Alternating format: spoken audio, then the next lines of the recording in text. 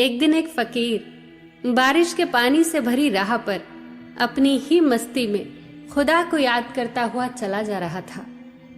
जिस राह से वो गुजर रहा था वहीं पास में हलवाई की दुकान पर गर्मा गर्म जलेबी तली जा रही थी। अब ये भूख थी या मौसम का असर, फकीर उस दुकान पर रुक गया और हाथ सेकने लगा। कुछ देर बाद हाथ सेक कर वो आगे बढ़ने लगा तो नेक दिल हलवाई से रहा न गया।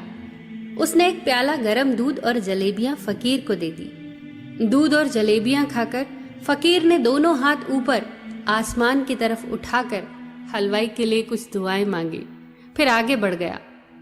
पेट और मन की तृप्ति के बाद वो और भी आनंदित हो गया था और हर ओर से बेपरवाह वो बारिश के गंधले पानी के छींटे उड़ाता आगे चला जा रहा था। वो खुदा की रहमतों के गीत गाता इतना आनंदित हो रहा था कि उसने जोर से गंधले पानी में लात मारी, इस बात से बेखबर कि कोई नव दंपत्ति उसके पीछे चल रहा है। बारिश का पानी सीधा उड़ता हुआ पीछे आ रही युवती पर पड़ा। उसके सारे कपड़े कीचड़ से भर गए। उसके पति को यह बात बर्दाश्त नहीं हुई। उसने आगे बढ़कर फकीर के कुर्ते को गर्दन के पास से पकड़ लिया और चिल्लाया, अंधा है क्या, दिखाई नहीं देता?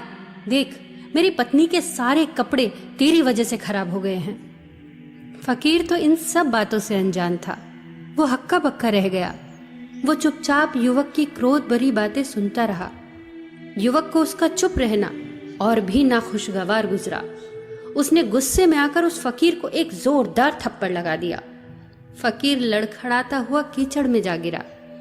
बूढ़ा फकीर उठा और उसने फिर आकाश की तरफ देखकर हंसते हुए कहा, वाह रे मेरे मालिक, कभी गरम दूध और जलेबियां और कभी गर्मा गर्म थप्पड़, पर जो तू दे वो हर हाल में मंजूर। ये कहता हुआ वो फिर से मंगल गीत गाता आगे बढ़ गया। और दूसरी तरफ वो युवा जोड़ा जैसे ही अपने मकान पर पहुंचा तो मकान की सीढ़ियों पर चढ़ते वक्त बारिश के पानी की फिसलन के कारण अचानक उस युवक का पैर फिसल गया और वो नीचे गिर गया।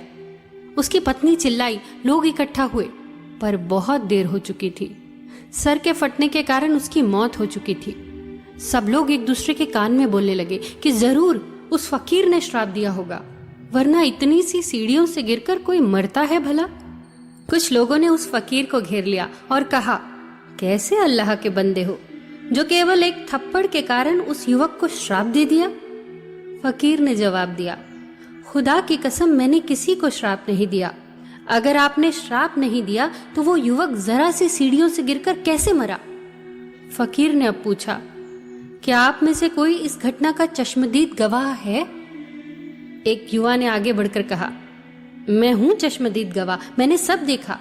फकीर ने पूछा कि मेरे पैरों से उड़कर गंधला पानी क्या युवक पर गिरा था?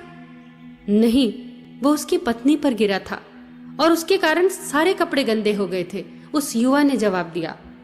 फकीर ने अब युवक के दोनों बाजू पकड़कर कहा, तो युवक ने मुझे थप्पड़ क्यों मारा था? इस पर युवा का जवाब था, क्योंकि वो उसका पति था और वो उससे प्रेम करता था। जिससे वो प्रेम करता हो उसके कोई कपड़े गंदे कर दे, ये बात कोई कैसे बर्दाश्त कर सकता है? ये बात सुनकर फकीर बुलंद आवाज में हंसा और ये कहता हुआ वहां से चला गया कि खुदा की कसम, मैंने कोई श्राप नहीं दिया, लेकिन कोई है जो मुझे प्रेम करता है। कोई है जिसे तकलीफ होती है मेरी तकलीफ से। कोई है जो इतना शक्तिशाली है कि दुनिया का बड़े से बड़ा राजा भी उसकी लाठी से डरता है।